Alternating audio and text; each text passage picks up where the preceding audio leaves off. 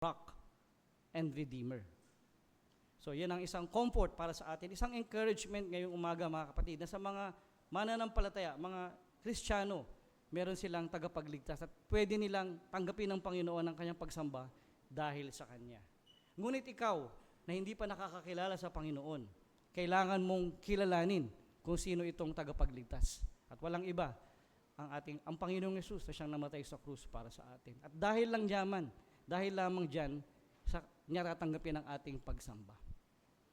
Magkaroon po tayo ng ilang moment of silence. Let us meditate on these truths. Siyasatin natin ang ating mga puso dahil una sa lahat, ito ay hayag sa harapan ng Panginoon. At yan ang kailangan nating ihandog sa Kanya, ang isang malinis na puso dahil ang Diyos ay nagpapatawad.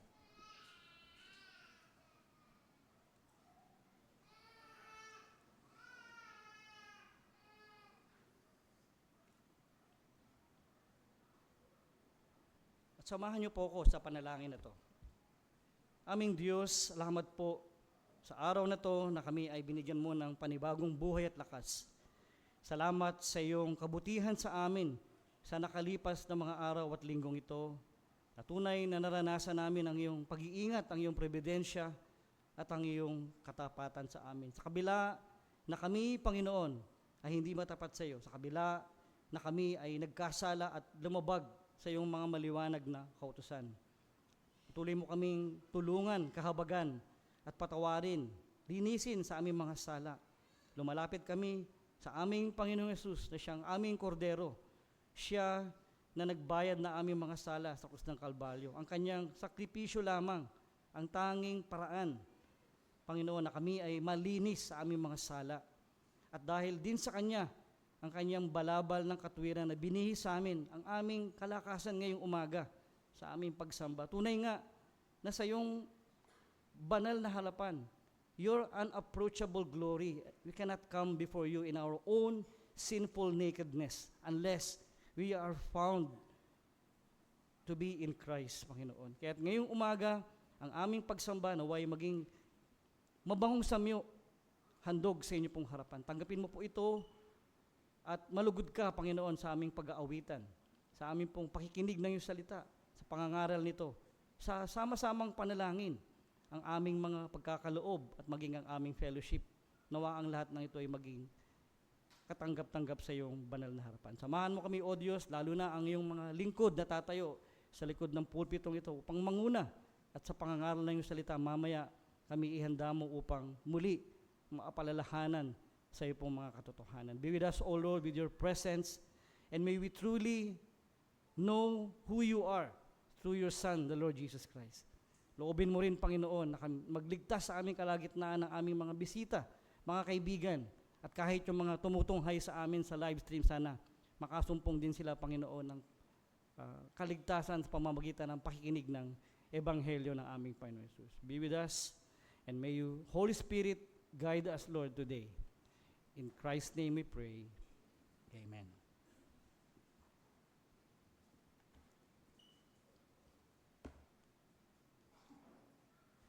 As an opening hymn, I invite you to sing with me.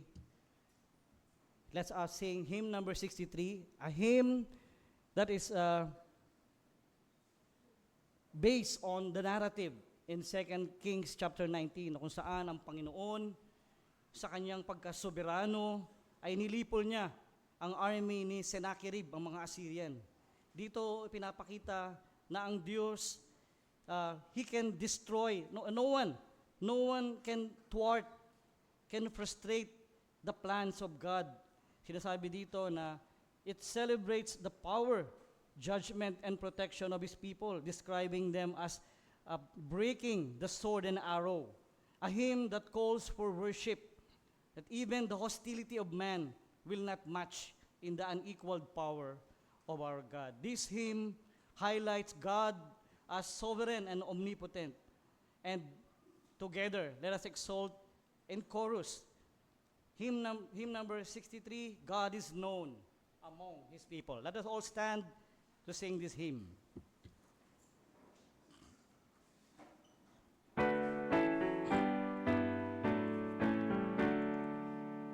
God is known among His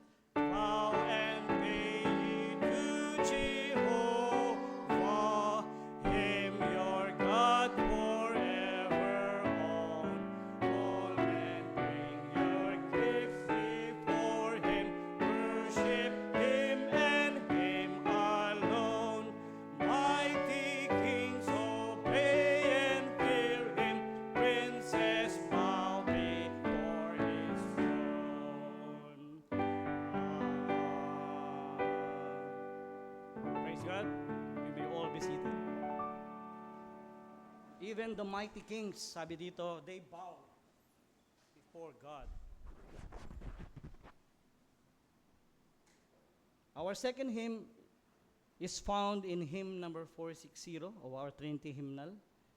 It is a hymn written by Charles Wesley in 1747, a profound theological hymn longing for God's transforming love to enter the heart and the final perfection of the soul. Ito yung typical hymn. Alam natin, love divine, all loves excelling. In stanza number 3, it focuses on becoming pure and spotless, seeking to lose the urge to sin and fully embrace a perfect life, eventually heaven. Sabi doon, come, Almighty, to deliver. Let us all thy life receive. Suddenly return and nevermore, thy temples leave. Thee we would be always blessing, serve thee as thy host above. Pray and praise thee without ceasing, glory in thy perfect love. Let us sing.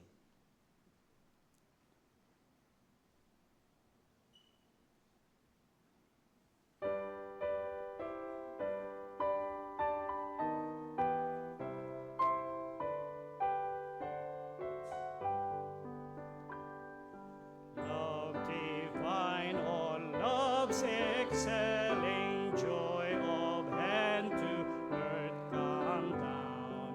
Fix in us thy humble dwelling, all thy faithful mercies crown. Jesus, thou art all compassion, pure unbounded love thou art. Visit us with thy salvation, enter every trembling heart.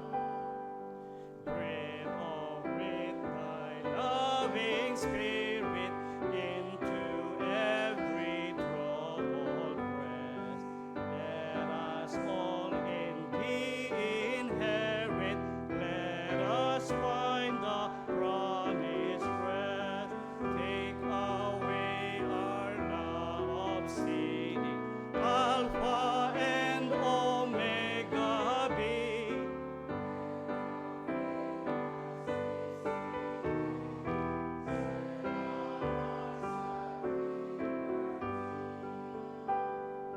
Come, Almighty, to deliver. Let us all thy life receive.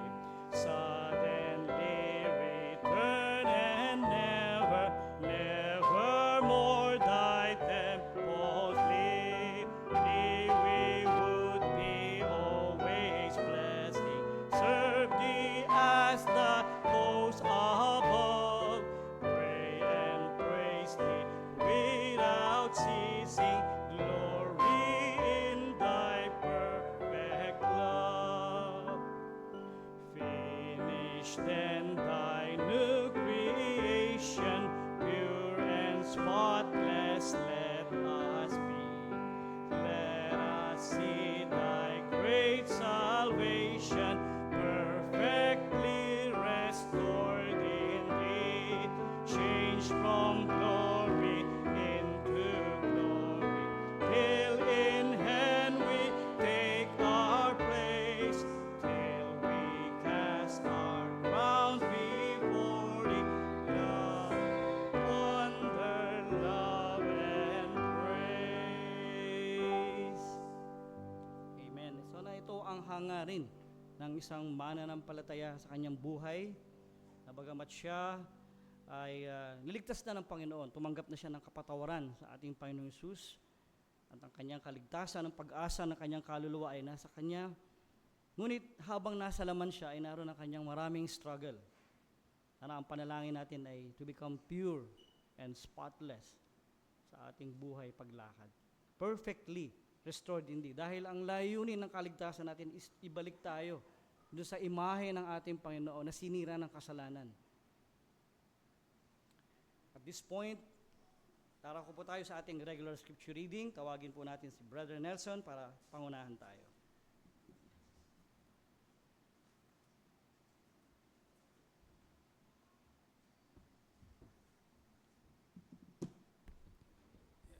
Morning sa inyong lahat, sa ating mga bisita. Tayo po ay dadako sa isa pang importanteng bahagi ng ating pagsamba sa araw po na ito. Ito ay ang pagbabasa ng salita ng Diyos. Tayo ay gumagawa ng series of reading.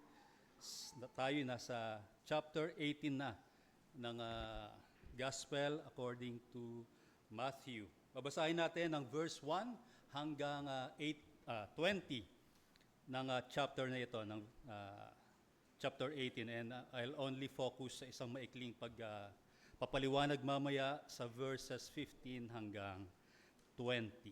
Okay? Inaanyayahan ko lahat na tayo tumayo as we read Matthew 18 verses 1 hanggang 20. Beginning verse 1.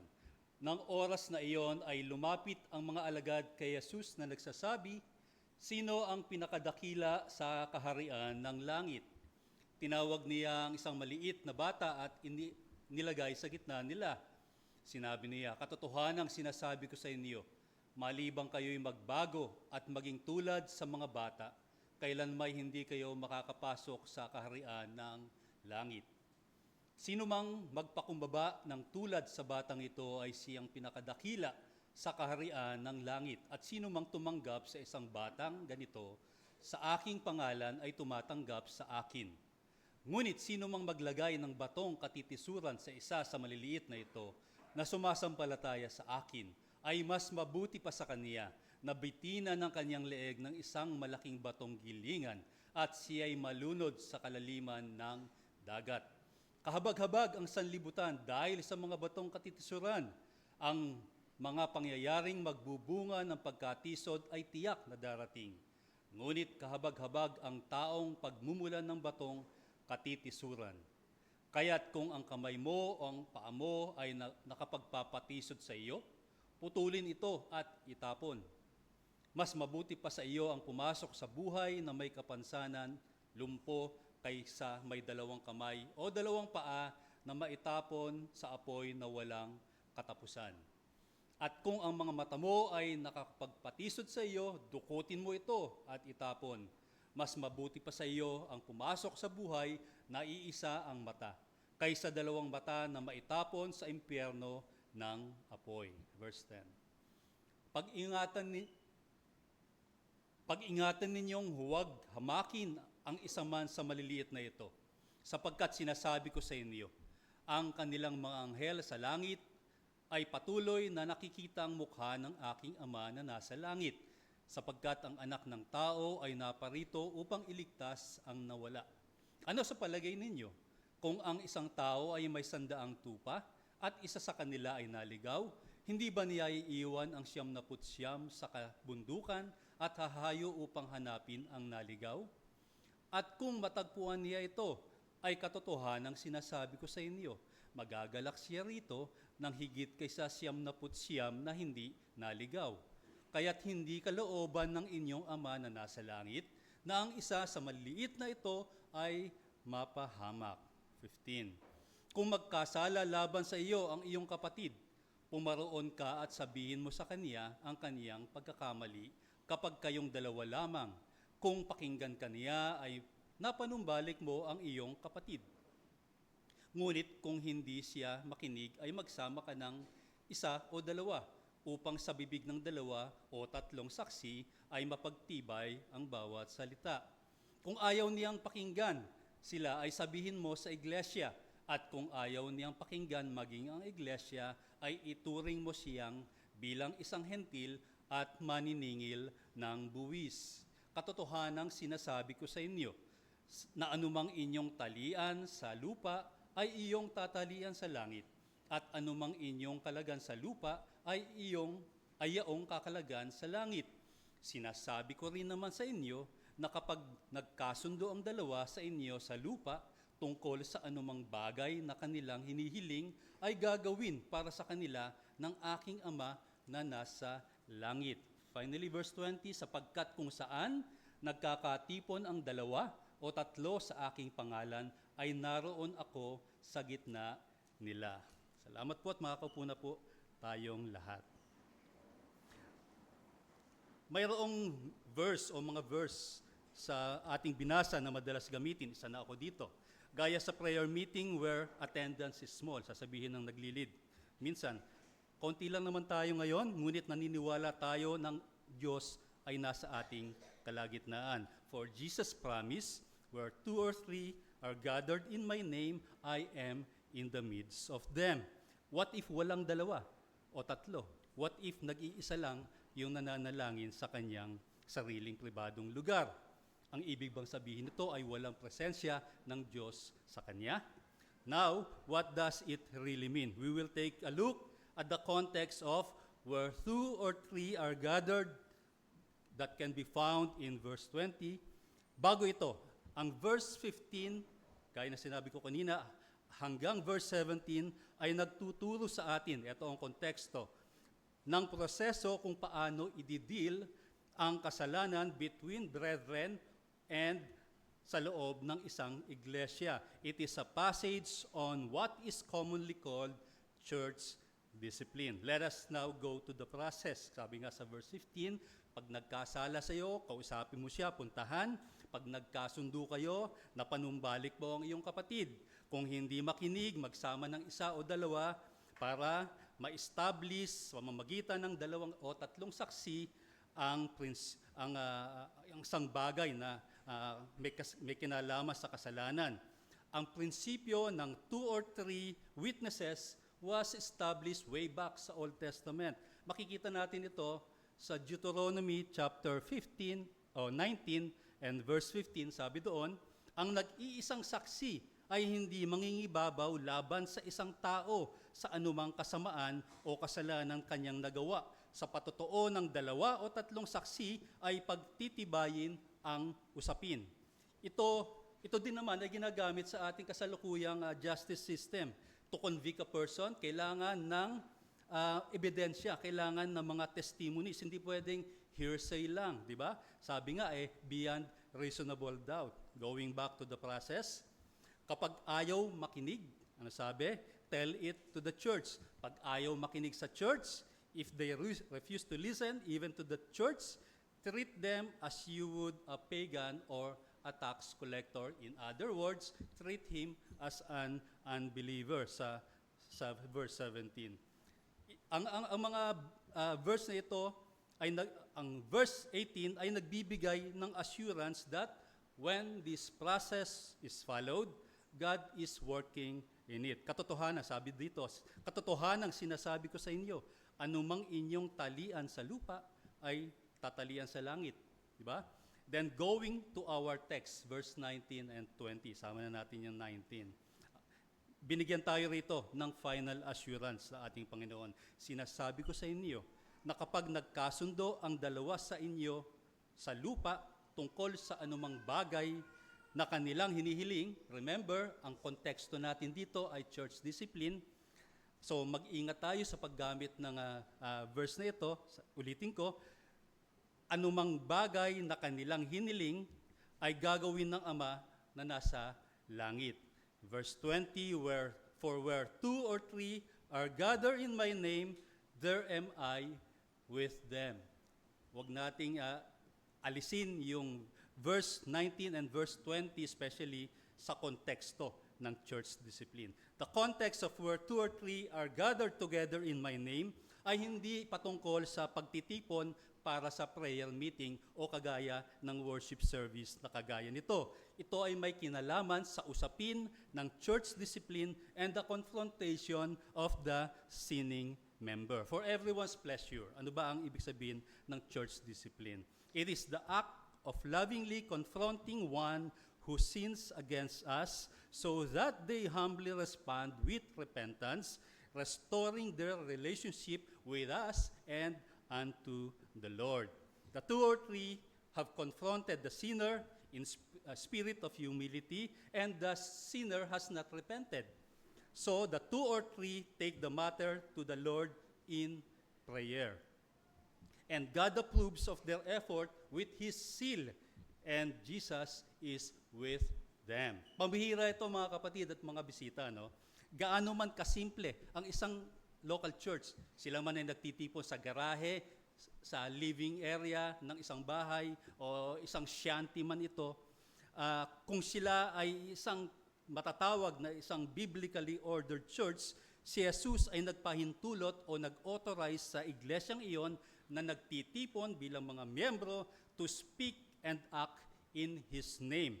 That meaning, that is to take care of the church and say who belongs to Him and who do not belong to the Lord.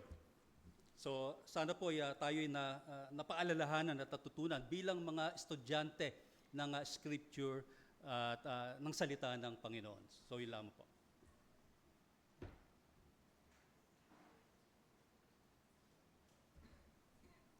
Salamat, Brother Nel.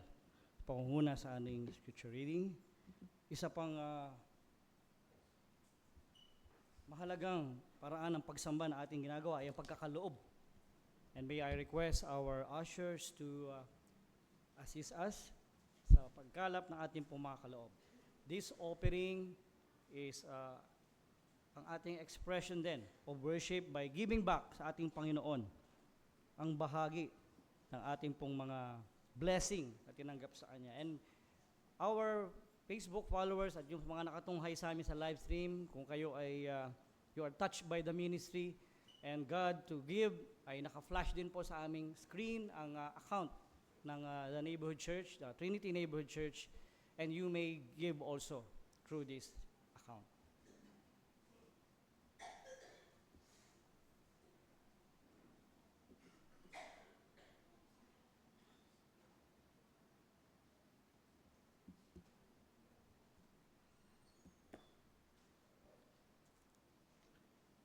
Pasalamatan po natin ang mga kaloob na to. O aming Diyos, tunay na Ikaw ang may-ari ng lahat. Una sa lahat, Panginoon, ang buhay na pinahiram mo sa amin ay isang pagpapala, Panginoon. Kaya marapat lang na ihandog namin ang pinakamataas, our best worship na pwede namin ibigay sa inyo. And may, through this offering, maipakita rin po namin with a cheerful heart that we are giving back sa mga a portion ng mga bagay na pinagkatiwala mo sa amin. Knowing, Panginoon, na Ikaw na isang Diyos na banal at matuwid, hindi mo pinagkait ang iyong bugtong na anak para sa katubusan ng aming mga sala, which is the very important blessing na matatanggap ng isang kaluluwa, Panginoon. And may you find this offering na magamit sa kaparaanan na ninais mo, lalo na sa pagpapalawak ng iyong kaharian. Gamitin mo kaming matapat na tagapag-handle nito, Panginoon, ang aming iglesia, Panginoon, at makita mo ang iyong gawain sa aming kalagitnaan na inilalaan ito para sa iyong kapurihan. Maraming salamat po sa pangalan ng Panginoon Jesus. Amen. And before we hear the message of the sermon, papakinggan natin ngayong umaga, we will sing a hymn that is most probably new sa marami, but it is an old hymn. In fact, nandun po siya sa ating Tagalog hymnal. Maganda yung kanyang title. It is yung pinuhos natin sa ating group chat, Search Me, O God. Sa Tagalog, sabi dito, ang kanyang pamagat ay, Panginoon, puso ko'y suriin. Maganda yung stanza number 1 in Filipino. Sabi dito, Panginoon, puso ko'y suriin. Laman ng isip ay iyong alamin. Tuklasin mo kung may salang lihim. Kaluluwa ko ay iyong linisin. Hindi ba ini-echo niya yung ating binasa kanina sa Psalms chapter 19 na nakikita ng Panginoon ang lahat. And as we sing this hymn, hymn written by a 24-year-old Baptist evangelist by the name of Edwin Orr in 1936. Hinangon nito sa isang tune ng isang Maori song in New Zealand na ang title ay Now is the Hour. Dahil ang kanta na to ay unang ginamit sa mga revival meeting ng kanilang church. It took him just 5 minutes to create this hymn na based on Psalms 139:23 and 24 that says, "Search me, O God, and know my heart. Try me and know my thoughts, and see if there be any grievous way in me, and lead me in the way everlasting." Let us sing this prayerfully to prepare our hearts and mind to the Word of God to be preached to us today.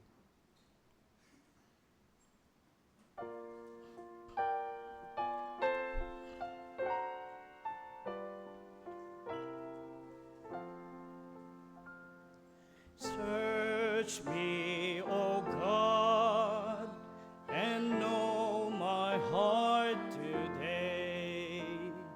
Try me, O Savior, know my thoughts, I pray.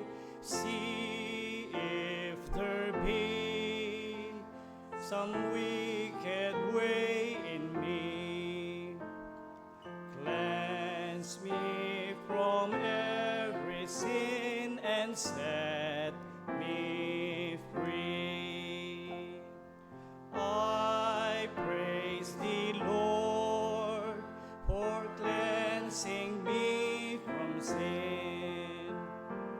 Fulfill thy word and make me pure within. Fill me with fire where once I burned with shame. Grant my desire to magnify thy name. Lord, take my life and make it wholly thine.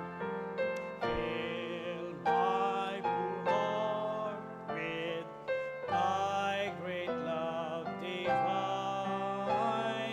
Take all my will, my passion, self, and pride. I now surrender, Lord, in me abide. O Holy Ghost, revival comes from thee. Send a revival, start the work in me. Thy word declares, thou wilt supply our need. Your blessings now, O Lord, I humbly plead. Amen. Nawa ganoon din yung panalangin natin, no? The ministry of the Holy Spirit, the third person of the Holy Triune God, na siya yung magpakita sa atin ng ating totoong kalagayan ng ating puso. Na before a holy God, we are guilty of sin, we are worthy of punishment. But then the Holy Spirit also is the one who enlightens us sa kanya pong mga salita. Babasahin ko po yung talata na siyang pagbabasihan ng pangangaral ngayong umaga. May I invite you again to open your Bible sa inyo pong mga salin. Matatagpuan ito sa Aklat ni Lucas, Kabanata 12, mga talatang 1 hanggang 3 lamang. Luke chapter 12, verse 1 to 3. Samantala, nang magkatipon ng libu-libong tao na anupat sila'y nagkakatapakan na sa isa't isa, nagpasimula siyang magsalita mula sa kanyang mga alagad, "Mag-ingat kayo sa lebadura ng mga Pariseyo na ito'y pagkukunwari. Walang bagay na natatakpan na hindi nabubunyag at walang mga bagay na natatago na hindi malalaman. Kaya't ang anumang sinabi ninyo sa dilim ay maririnig sa liwanag at ang binulong ninyo sa mga lihim na silid ay pagsisigawan sa mga bubungan. Diyos po magpala sa pagbabasa ng kanyang salita. Tawagin natin si Pastor para sa sama-samang panalangin at sa pangangaral ng salita.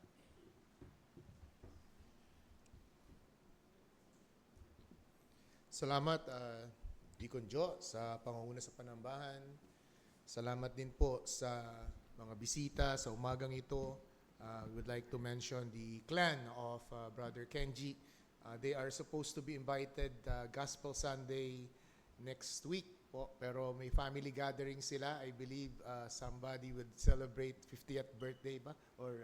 So advance happy birthday po sa pamilya. And also to our walk-in visitors or attendees, si Glenn, no, na taga Batimana, Brad, no, taga Batimana. Yan. May Glenn din kami, taga Baysa naman. Yan.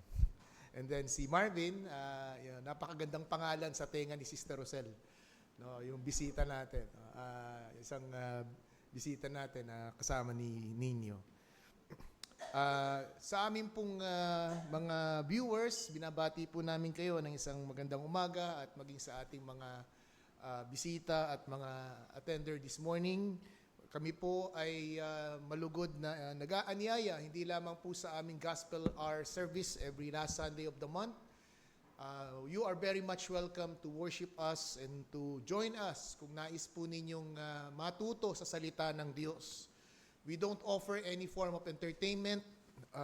Kung meron pong mga taong bumabalik sa aming pagtitipon, ay natututo po sila sa pakikinig at pangangaral ng salita ng Diyos. Ang konsepto po ng pagsamba ay ayon po na may kabanalan, paggalang sa kaniyang mataas na pangalan. Dumako po tayo sa pangkalatang panalangin sa umagang ito. Nagpapasalamat kami, Panginoon, sa patuloy na buhay at kalakasang iginawad mo sa bawat isa sa amin. Salamat, dakilang Diyos, sapagkat Ikaw ay matapat sa nagdaang linggo sa aming mga buhay. Salamat po sa pag-iingat. Hindi po kami naging biktima o sanhi ng anumang pinsala, ng aksidente, ng sunog o ng anumang sakuna. Niloob mo, O Diyos, na makarating kami sa gusaling ito. Kalakip ang mga taong nanonood sa kanilang mga tahanan. Dalangin po namin ang iyong pangunguna sa inyong lingkod sa pagdadala at pagpapaliwanag ng iyong mga salita. Ang banal na Espiritu nawa ang siyang patuloy na maging kasangkapan sa pagbibigay linaw nito at higit sa lahat ay pagbibigay konbiksyon sa aming mga abang kalagayang kaluluwa. Tinataas ka po namin, O Diyos, sa umagang ito at pinapupurihan ka namin. Kinikilala namin na meron kang iniutos sa iyong mga salita na 6 na araw kaming gagawa at ibukod ang isang araw para po sa, hindi lamang sa pamamahinga kung hindi sa pagsamba sa iyo. At nagpapasalamat kami sapagkat sa pagkakataong ito ay nakakatupad kami. Nagiging bahagi kami sa kalooban mo na ikaw ay aming sambahin sa dakilang araw na ito. Nagpapasalamat din kami, Panginoong Diyos, sa mga kaarawan, sa partikular sa araw na ito, ang 2 kabataan, ang 2 young adult, O Diyos, si Joshua at si Gio. Dalangin po namin na patuloy mo silang samahan sa kanilang lakarin sa kanilang buhay, sa kanilang pag-aaral at plano sa buhay. Ikaw nawa ang patuloy na tumulong sa kanilang mga adhikain at higit sa lahat, naway makita at masilayan nila ang kanilang tunay na kalagayan sa iyong harapan na nangangailangan sila ng tagapagligtas. Salamat din, O Diyos, sa pagdiriwang ng kaarawan ng isa naming minamahal na kapatid, si Sister Joanne. Salamat po sa kanyang buhay, sa kanyang ministeryo, sa kanyang paglilingkod, sa kanyang pong patuloy na pagiging isang magandang halimbawa sa kapatiran at sa iglesia. Salamat din, Panginoon, sa mga bisita na dinala mo sa aming kalagitnaan. Nilalapit din po namin sa iyo, O Diyos, ang mga hindi by providence ay hindi nakarating, ang Lestinok family, dahil sa patuloy na karamdaman ni Shiloh. Dalangin po namin ang patuloy na pagtulong mo sa mag-asawang ito sa kanilang pag-attend ng kalusugan ni Shiloh. Ganon din sa iba naming mga kapatid at mga regular attenders na sa kanilang mga tahanan. Samahan ko sila, O Diyos, at naway pagpalain sa umagang ito ng aming pagsamba. Itinataas namin, Panginoong Diyos, ang paksa at serye ng aming pag-aaral na sinimulan last week. Nawa, O Diyos, ay maging kagamit-gamit ito sa aming kaluluwa at pagtuturo, babala sa mga tao at mga kaluluwang wala pang ugnayan sa iyo. At magligtas ka nawa, O Diyos, kung iyong mamarapatin ayon sa iyong panukala. Sa iyong mataas na papurit pasalamat sa pangalan ng Kristo Jesus. Amen. Sa amin pong mga bisita at mga viewers, kami po ay nasa pangalawang bahagi ng sermon series na pinamagatang sermon series on Beware of the Warning of the Bible. Ito po ay mga babala na kung saan ay mismong sa pananalita ng Panginoong Kristo ay kanyang binanggit. No? Binanggit po niya mismo ang mga pananalitang ito ng pag-iingat. Yung pong salitang sa English na beware. At last Sunday po ay tinalakay po namin ang unang-unang beware na statement ng ating Panginoong Kristo. At ito po ay yung pong dalawang statement na beware of false teachers and false prophet. At nabanggit ko po last week na tutuloy ko po sana sa mga paksa na there are no longer prophets and no longer apostles these days. Sa kadahilan ng ito po ay merong 3 requirement. Subalit ang aking pong conviction sa nakaraang linggo ay ituloy ko na po sa series na ito. Pero ganun pa man, nais ko pong ipabatid na sa panahon natin ngayon, wala na pong mga propeta at mga apostol. Kung sila man po ay nagsasabi na sila ay mga propeta, apostol, it is more of a self-claim situation. Sapagkat ang Biblia po, bilang paglilinaw, ang Biblia po ay meron pong tinuturong 3 requirement para ma-authenticate ang isang apostol at propeta. Una, particularly ang apostol, siya po ay dapat saksi sa pagkabuhay na muli ng Panginoong Kristo. That is the very first requirement. You ought to have a eyewitness of Christ's resurrection. Na kung saan sinabi ni Apostol Pablo sa 1 Corinthians 15 verse 7, sabi niya at nagpakita siya kay Cephas, sa mga 12 alagad at kahuli-hulihan nagpakita siya sa akin. Andun po yung statement na last of all, He appeared to me. That's very important because that is a claim that Apostle Paul is closing the office of apostleship. Secondly, ang second requirement po ay hindi ka lamang eyewitness ng resurrection ni Christ, but secondly, you are commissioned by Christ Himself. Inutusan ka mismo ni Kristo sapagkat ang iyong gagawing opisina ng pagiging apostol ay may kinalaman sa pagtatayo ng kanyang iglesia sa Bagong Tipan, particularly ng unang siglo. They were personally commissioned. Inutusan sila na sila ay humayo at maging isang alagad. Pangatlo, meron pong mga authentication of signs and wonders ang kanilang mga ginagawa. That's why in Acts chapter 4, si Simon at si Pedro ay nagkaroon po si Simon at si Juan, nagkaroon po sila ng pagkakataon na magpamalas ng palakarin ng isang lumpo sa templo. Meron pong lumpo sa templo at naglilimos. Ang sabi po ni Pedro at ni Juan, silver and gold we have none. But in the name of Jesus Christ, rise up and walk.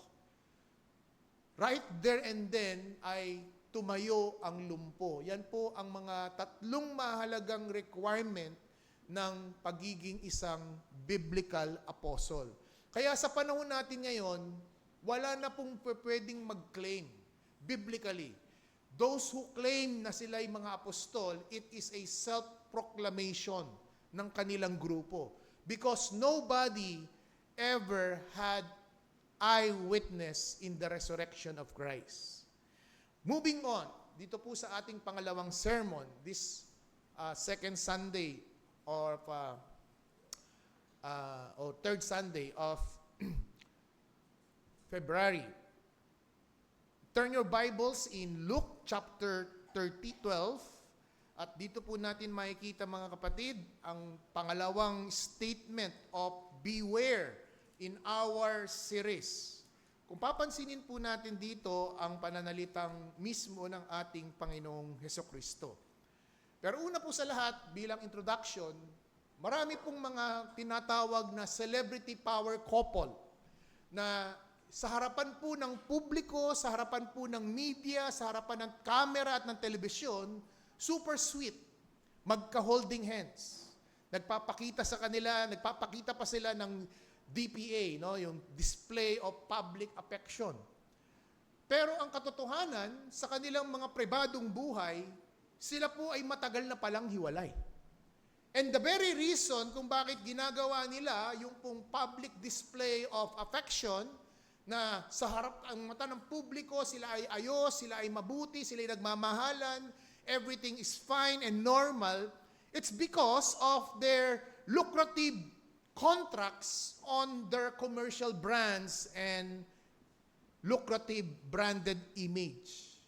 Yun po ang dahilan kung bakit nagpo-project sila na sila ay okay, sila ay ayos. Dahil nakatali sila sa isang kontrata ng isang lucrative contract or commercial or product na kung magkakaroon ng problema ay pwede silang isue at magbayad sila ng danyos dahil sa ginawang imahin sa kanila sa publiko at lipunan.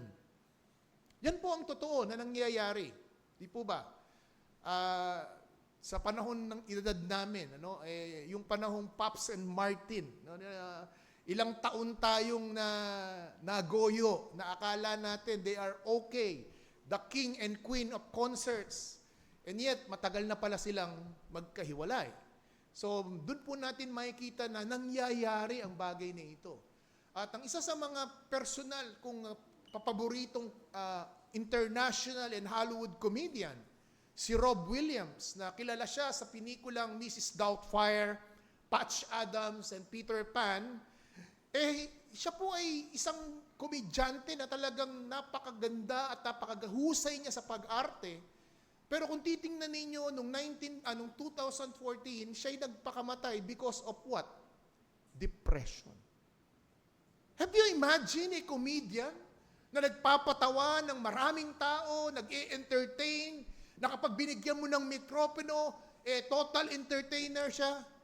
And yet, in his own closet, pag inatake pala siya ng lungkot at depression, at ito ang isa sa mga naging sanhi kung bakit siya nagpatiwakal, nagpakamatay.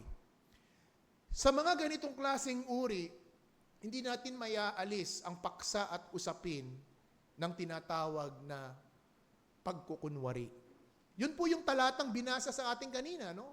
Mag-ingat kayo sa libadura ng mga parseyo na ito ay nangangahulugang pagkukunwari. No, napakababaw pa po ng statement, no, kasi sa Tagalog natin ay hipokrito. Sa English ay hypocrisy. Mga minamahal at mga kapatid, this is one of the great obstacle of the gospel today. It is not atheism, it is not secularism, or not even persecution ang pinakakalaban ng iglesia at ng ebanghelyo sa ating kapanahunan. Kung hindi itong pagkukunwari. This sin of hypocrisy, not outside of the church, but within the church. The world is not turned away because of Christians stumble. They turn away because of Christian who pretend. Bakit po maraming tao ang natitisod o ayaw sa iglesia o ayaw sa gawain ng Panginoon? Precisely because of this kind of sin that is present in the midst of the church and the congregation. And that's the reason why in Luke chapter 12, sabi dito, in the meantime, why so many thousands of people have gathered together that they were trampling one another? He began to say to his disciples, first, beware of the leaven of the Pharisees, which is hypocrisy. Ang context, ang Panginoong Kristo po ay nag-gain na siya ng maraming followers. In fact, ang sabi dito, by the thousands. Sa New King James Version, ang sabi ay innumerable multitude of people. So by the thousand or by immutable number of people, ibig sabihin napakarami. And prior to chapter 12, kung papansinin po natin, in chapter 11 pa lamang, in verses 37 up to 54, nagbigay na siya ng mga batikos at puna sa mga Pariseo at Skriba.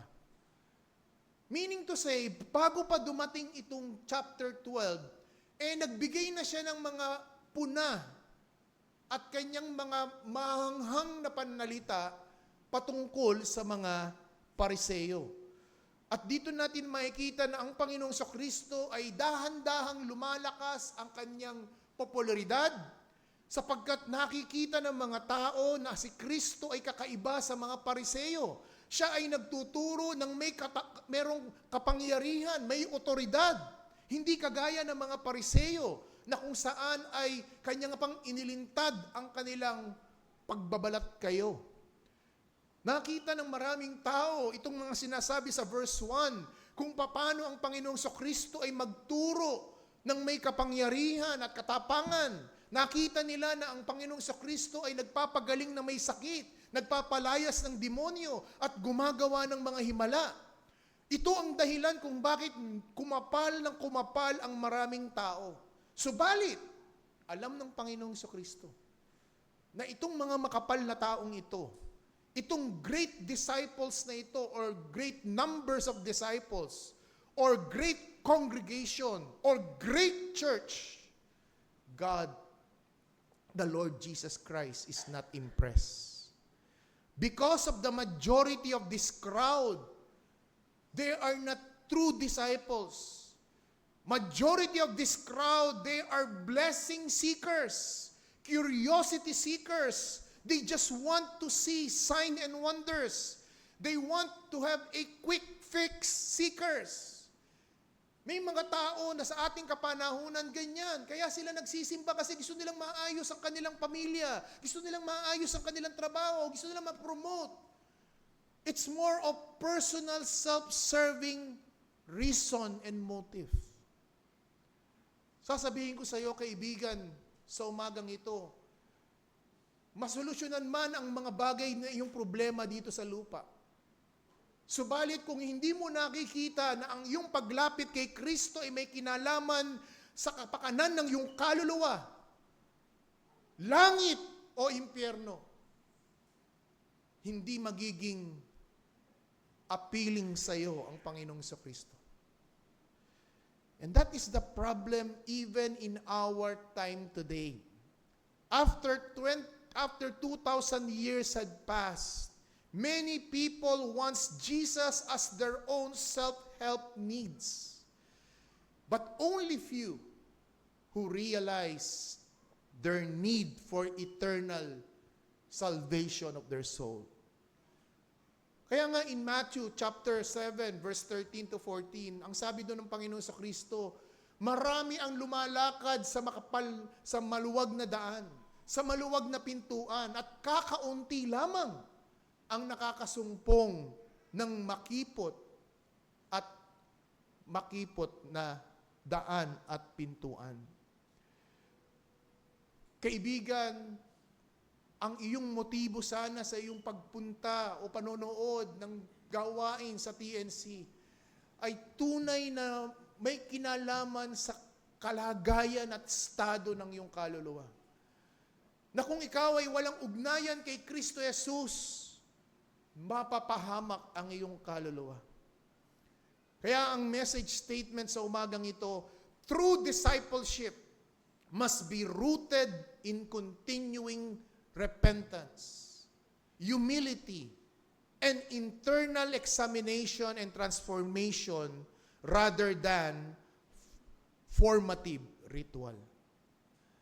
Ang tunay na alagad ng ating Panginoong Kristo ay nakaugat sa patuloy na pagsisisi, pagpapakumbaba, at pagsusuri ng sarili at pagbabago, tunay na pagbabago, kesa sa panlabas ng mga ritualismo. Because Sunday after Sunday, we are going to a church building such as TNC. Sunday after Sunday, we are performing the formality of our religion. But let us remember sa isang hard teaching ng ating Panginoong Jesucristo, beware of the sin of hypocrisy. Hindi ko nababasa ang puso ng bawat isa sa atin. Wala akong kakayahan. Dahil nga wala ng propeta at wala ng apostol para makita ang puso ng mga tao. It is between you and the Lord. And let me give you 3 things in particular of this particular sermon. First, we will be defining what is hypocrisy or defining hypocrisy. Secondly, the descriptive nature of hypocrisy. And thirdly, the deliverance from hypocrisy.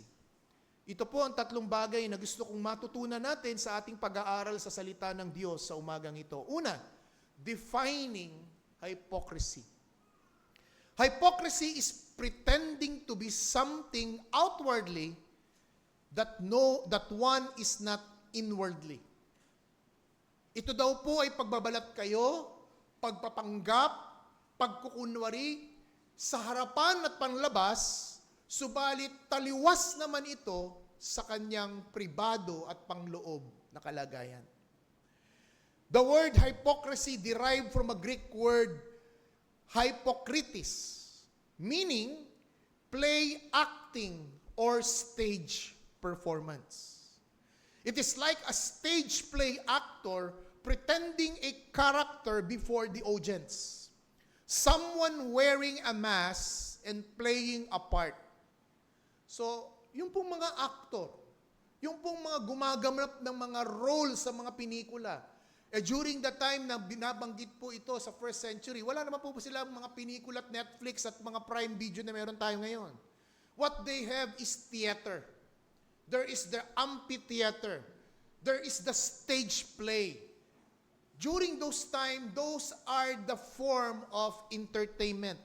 And the person behind playing on the stage, in front of the stage, are actors and actress. And the word actor and actress, that is precisely what the Greek word says, hypocritics. They are playing an act, a stage performance.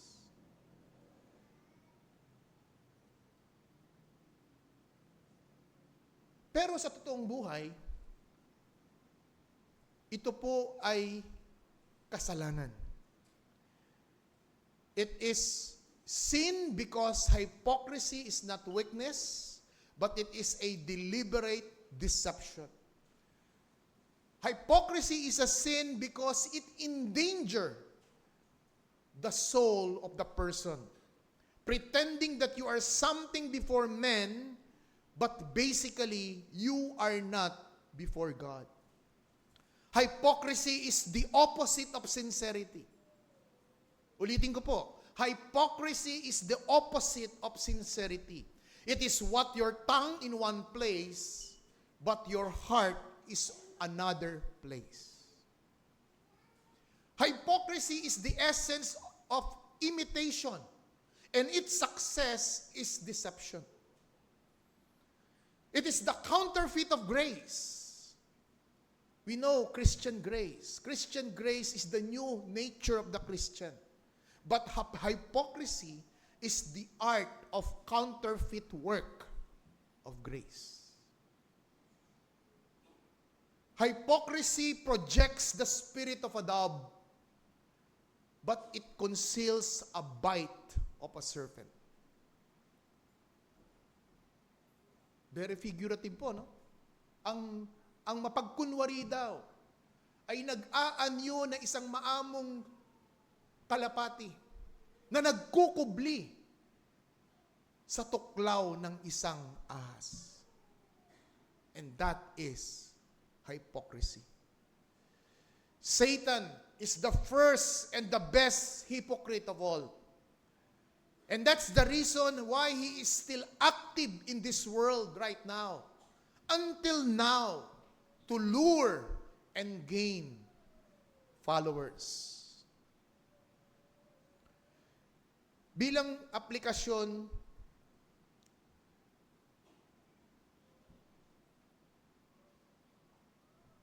dito makikita natin na kung merong dapat mag-ingat ang tao, mag-ingat ang tao hindi sa mga politiko. Mag-ingat sila sa mga religious leaders. It is the religious leaders that being attacked, exposed by the Lord Jesus Christ. That's why in the previous chapter 11 of Luke, verses 37 to 54, is the parallel gospel of Matthew 23. The 7 woes in Matthew 23 na binatikos ng Panginoong Jesucristo sa account ni Mateo. Every religious individual is under subjection to this sin of hypocrisy. Kaya nga, ang ginawang example dito ng Panginoon Pharisees, scribes. And it's no wonder, bakit may mga ibang tao, ang buong akala nila at ang buong pumapasok sa konsepto nila, ang usapin at konsepto ng pananampalataya at relihiyon ay negosyo. Precisely because there are false prophets. There are false teachers. And the reason why I'm teaching my flock, you, is for you to discern. There is the counterfeit religious leaders and group, but there are also authentic, genuine man of God. It is your duty. Tungkulin mo na alamin upang ikaw ay hindi maging biktima ng mga bulaang ito. When you are a child of God, beware of the sin of hypocrisy. In fact, balikan natin yung text. Ang sinasabihan ng Panginoong Jesucristo, hindi yung mga thousand of crowds na nagkakatapakan na, nagkaroon na ng stampede sa verse 1. Ang kinausap ni Jesus dito is the few. First, yung kanyang mga alagad. Because Christ is not attracted with large number. He is not attracted with the multitude. He is attracted to the sincere. And this is a warning to every Christian, every professing Christian. Professing Christian TNC member who are right here in this building or watching in your own screen. If you are a child of God, you should also beware of the sin of hypocrisy. Because there is still remaining sin in us. And we will be lured, tempted to play a hypocrite. If we are not going to guard our hearts, we may succumb to hypocrisy. And that's the very reason why Jesus states it to his disciples. Beware. In other translation, be careful, be watchful, pay close attention. Second application, not every religious individual, but if you have not submit to the gospel call of repentance and faith, you still a hypocrite. Hindi ang iyong pagiging religyoso. Hindi ang iyong pagsisimba, ang iyong pagkakaloob, ang iyong pag-aambag, ang iyong sakripisyo. Sapagkat lahat ng mga yan ay hindi ang paraan para sa kaligtasan.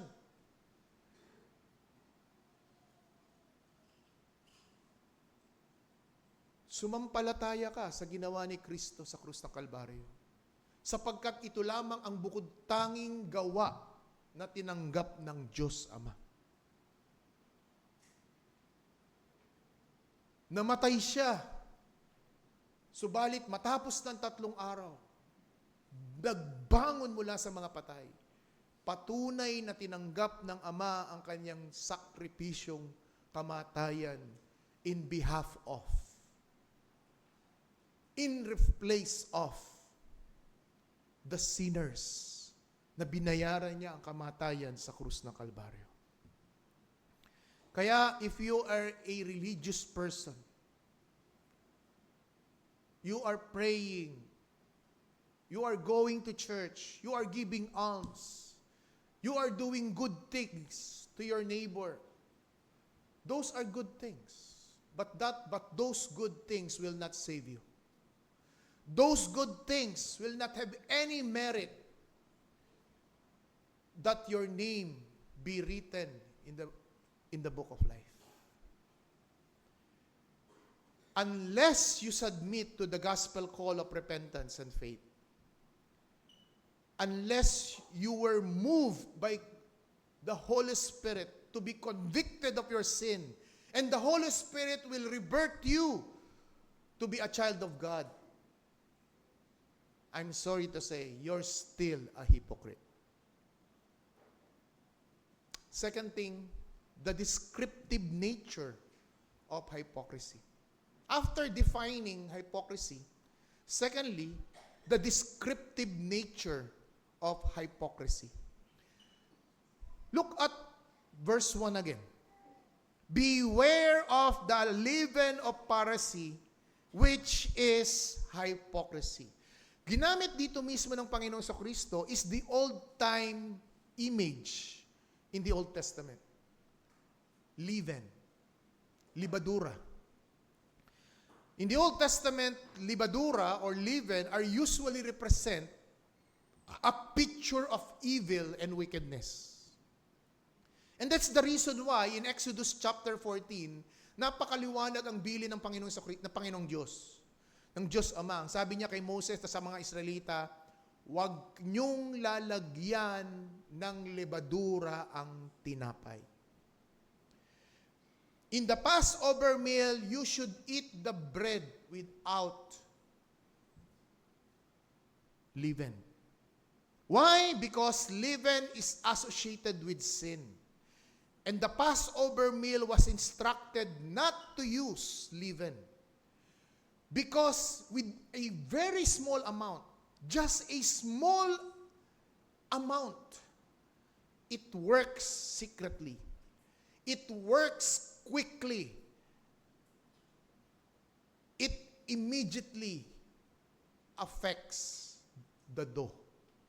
Di ba sa mga nagbe-bake dito, after some minutes or hours, umaalsa. Bakit? Kasi epekto ito ng lebadura. And yung lebadurang tinutukoy dito is a picture of sin, wickedness. Humahawa, lumalawak. At yun yung ginamit dito ng ating Panginoon sa Kristo. Look at Paul. Hindi lamang sa Old Testament ng Passover, hindi lamang ng mga Pariseyo. Look at Paul. Turn your Bibles in 1 Corinthians.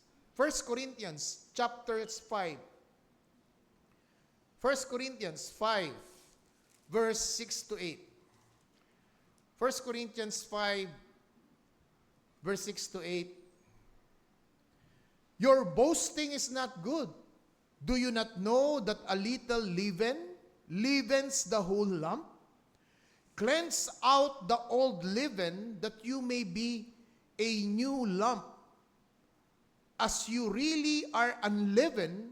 For Christ, our Passover lamb, has been sacrificed. Verse 8. Let us therefore celebrate the festival not with the old leaven, the leaven of malice and evil, but the unleavened bread of sincerity and truth. And that's the reason it pictures evil and wickedness. Na sa maliit na katiting lamang, kaya niya i-impluensyahan.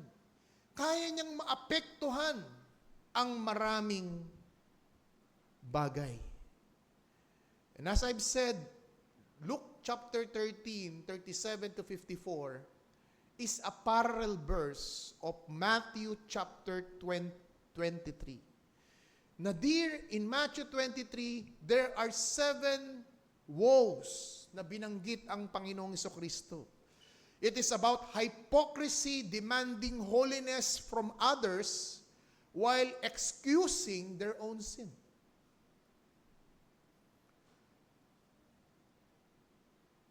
Yung legalism ng mga Pariseo, ang dami nilang pinagbabawal. Turo sila ng turo, mali, mali, mali. Pero ano sabi ng Panginoon?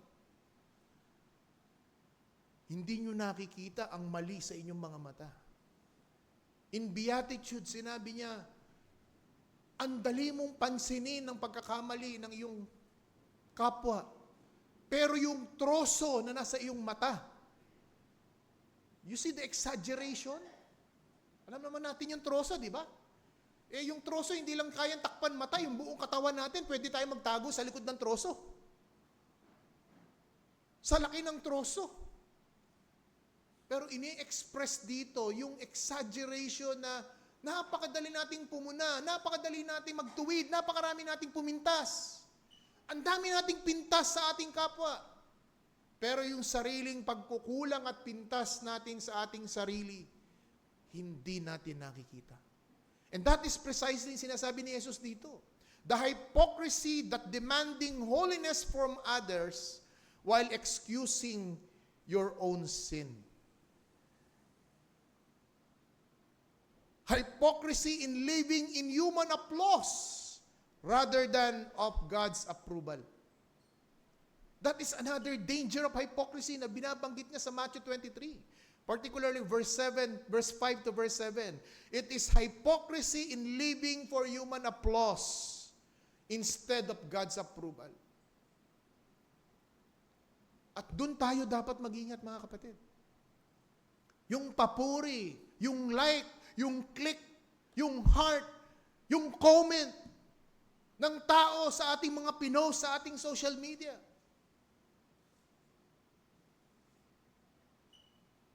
Di baling huwag ka na mag-post sa social media. Just make sure that God is making that approval. Hypocrisy is polishing the outside while inside, the heart is unchanged.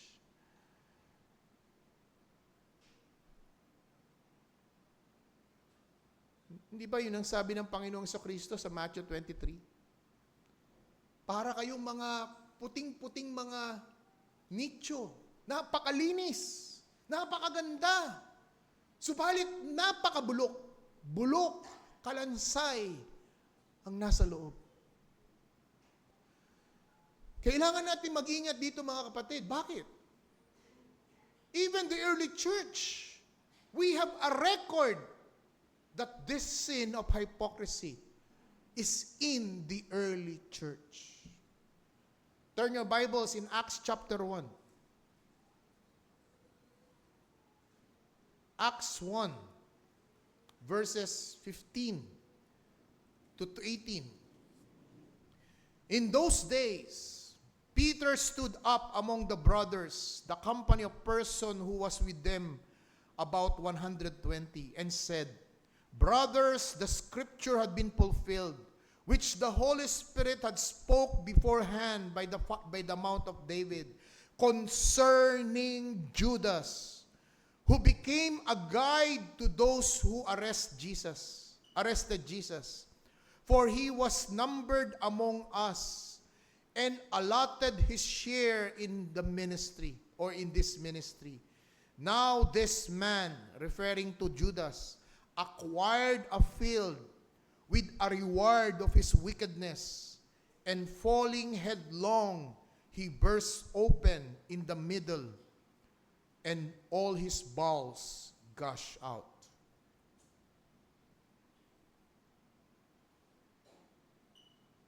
Si Pedro, sinabi niya, nalantad ang pagkukunwari ni Judas. Yung kanyang property, yung kanyang ari-arian. Nasabi ng mga Bible commentator, dun daw siya sa lugar na yun nagpakamatay. Dun niya raw ibinigti yung kanyang sarili. Pero yung lupaing yun ay nakulambot niya, nakuha niya sa kanyang pangungupit sa sa mga pondo ng disipulo ng Panginoong Kristo sa loob ng 3 taon. If you do not know, Judas was the treasurer. At yung 30 pieces of silver, yun ang kabuuan ng kanyang pagbili ng loteng ito. Hindi lamang si Judas na isang disipulo at apostol, the first couple, chapter 5, verse 1 to 11. A couple named Ananias and Sapphira, who wants to impress the apostles and the early church of their generosity. But lo and behold, they were all judged by the Holy Spirit. Sa kanilang pagsisinungaling, inihiwalay sila ng banal na spirito sa isang batang-batang iglesia na nagpapasimula pa lamang. Acts 9 verse 9 to 18. Simon the magician, Simon the sorcerer, sabi sa verse 13, he professed faith and was baptized.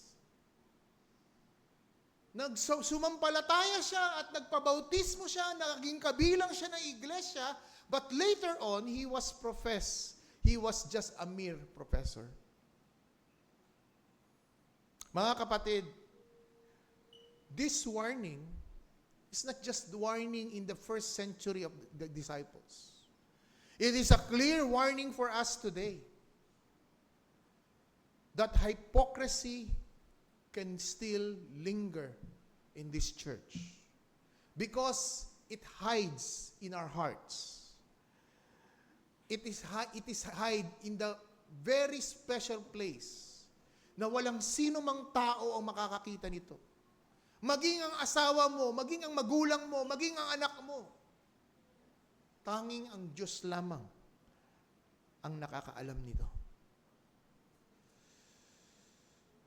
Without true repentance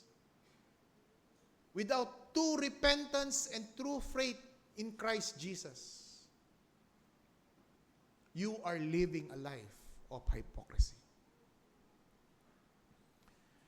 Kaibigan, ask yourself, are you wearing a mask, pretending to be fine, pretending to be righteous, pretending that you exercise formality of religion? But I tell you this morning, Jesus sees beyond that mask. Maikubli mo man yan sa iyong asawa, sa pinakataong kilalang kilala ka, hindi mo yan maikukubli sa Diyos. Thirdly and finally, not only we define hypocrisy, not only we see the descriptive nature of hypocrisy, but thirdly and finally, the deliverance. The deliverance from hypocrisy. Seek repentance. Seek genuine repentance and forgiveness.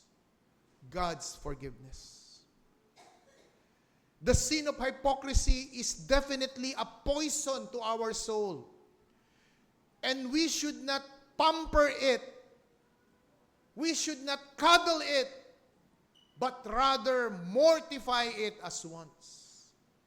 Hindi po siya dapat binibaby. Hindi siya dapat tinotolerate. Dapat sa kanya pinapatay. Look at David in his Psalm 51. Turn your Bibles in Psalm 51. You know, in this particular Psalm, this is the Psalm na kung saan yung inawit natin kanina. Search me, O God. Ito yung Psalm na kung saan nadiskubre ni Nathan, ni Prophet Nathan, ang kanyang pagkakasala, ang kanyang pangangalunya at ang kanyang pagpatay sa asawa ni Bathsheba. But look at verse 10. Psalms 51 verse 10, or starting verse 9, hide your face from my sin and blot out all my iniquities. Verse 10, create in me a clean heart, O Lord, O God, and renew a right spirit within me.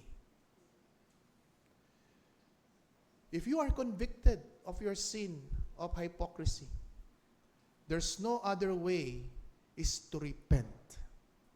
You come to the throne of grace. You come to the cross of Christ.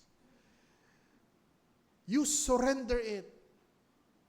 You sought forgiveness. You seek forgiveness.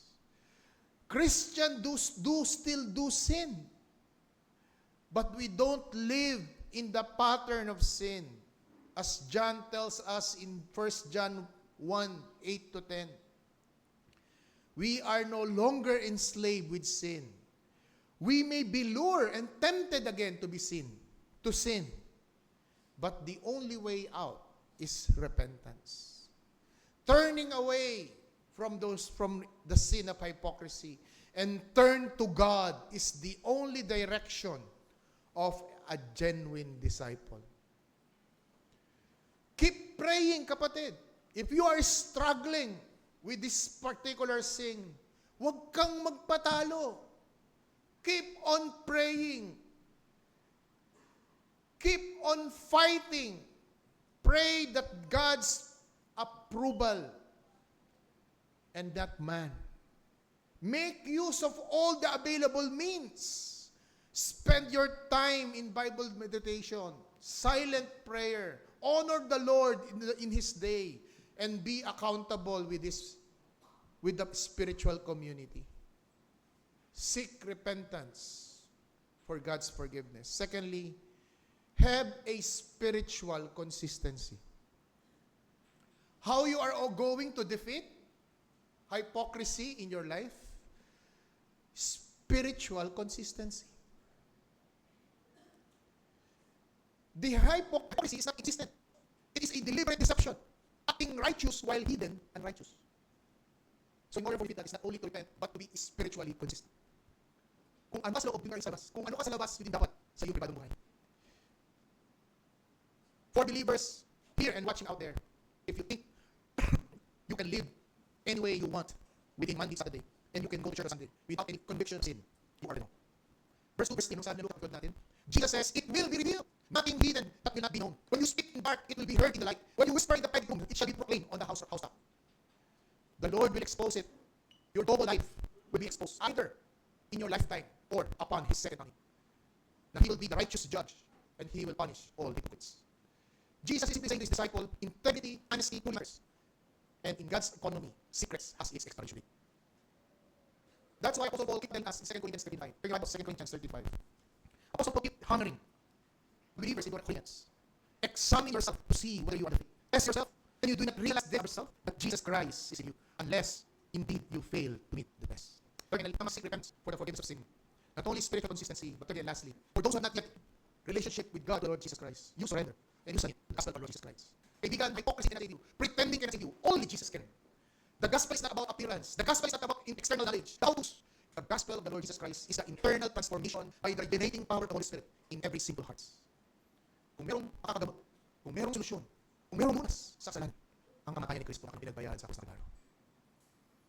May you come to the cross of Christ and remove and lay down the mask of hypocrisy. You repent that you may receive God's forgiveness and be transformed by the renewing power of the Holy Spirit. Don't be a whitewashed tomb na maganda sa labas, bulok, inuuod sa loob. Don't be a whitewashed tomb, but be a living temple of the Holy Spirit. Tayo manalangin. Aming dakilang Diyos, mangusap ka sa bawat kaluluwang nasa gusaling ito at sa kanilang mga nanonood sa kanilang mga tahanan. Banal na Espiritu, Ikaw ang magbigay ng udyok sa aming mga kasalanan. At naway Ikaw ang magtulak at maglapit din sa amin sa krus ni Kristo upang hubarin namin ang aming pagkukunwari. Malinis kami mula sa kasalanang ito. Mabago at mapatawad sa aming mga kasalanan. Sa iyo mataas na papurit pa salamat sa pangalan ni Kristo Jesus. Amen.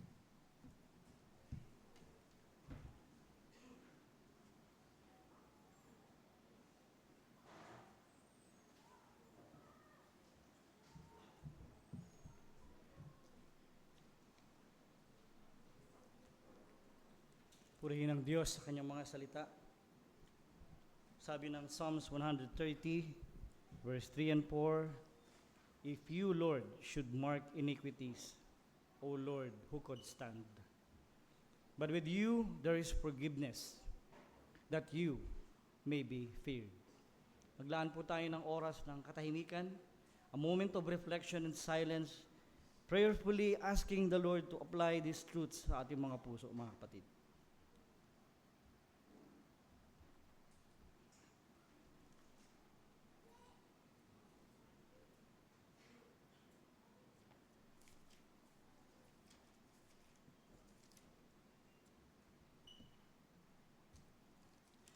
Our closing response hymn entitled, Take My Life and Let It Be, is a hymn written by Frances Ridley Havergal.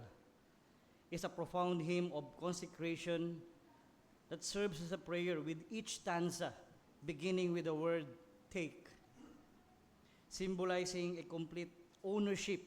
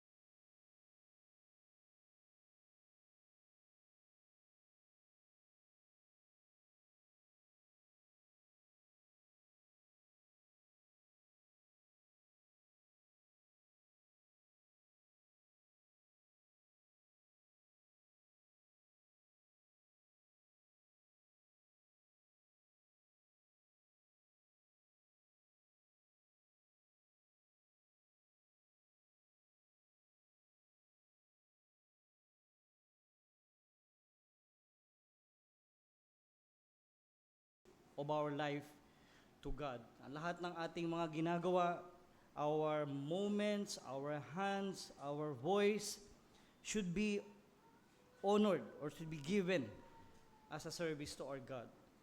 Tayo po tumayo sa pag-awit nito. And just like the hymn writer, let us commit all our time and flow in ceaseless praise. Let them flow in ceaseless praise. Take my hands and let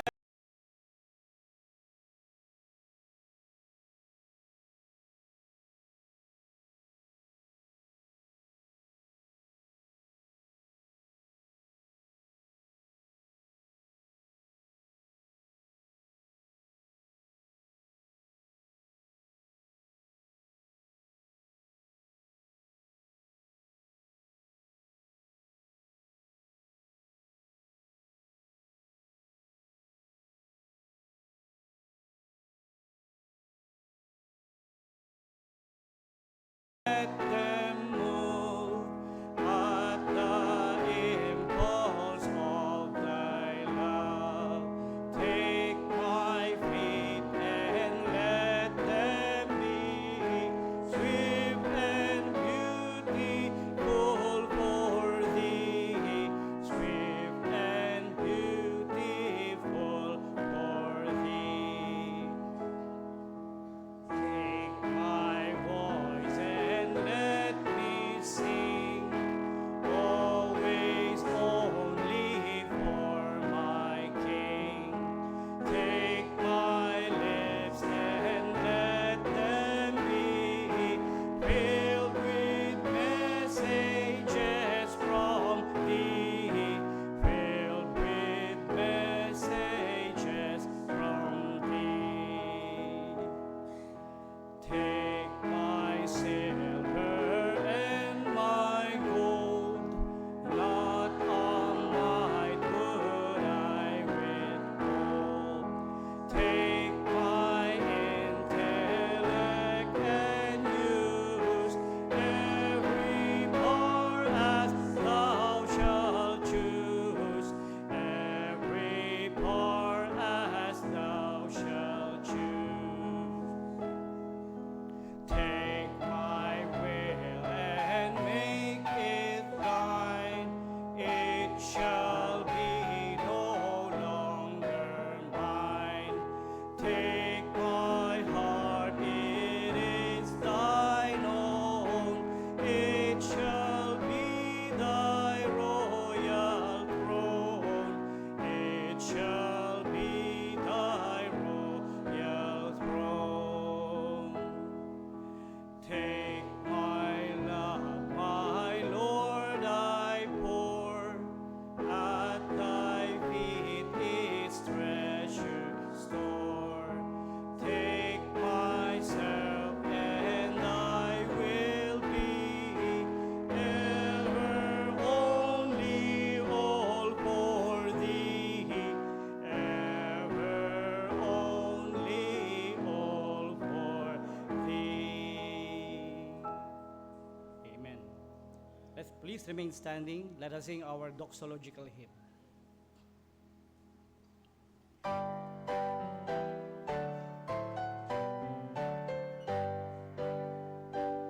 Praise God from whom all blessings flow.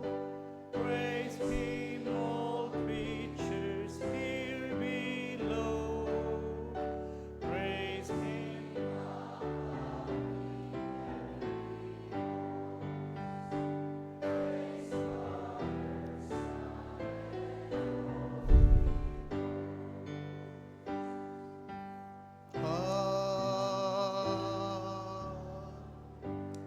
At ngayon, tanggapin natin ang pagpapala ng Diyos, ang pag-ibig ni Kristo Jesus na kanyang pinatunayan sa krus ng Kalbaryo upang tubusin ang makasalanan sa lahat ng uri ng kasalanan, maging sa kasalanan ng pagkukunwari. Naway magligtas ka, banal na Espiritu, tawagin ang mga kaluluwa, bata man o matanda, lalaki man o babae, sa tunay na pagsisisi at pananampalataya, ngayon at sa muli nating pagkikita.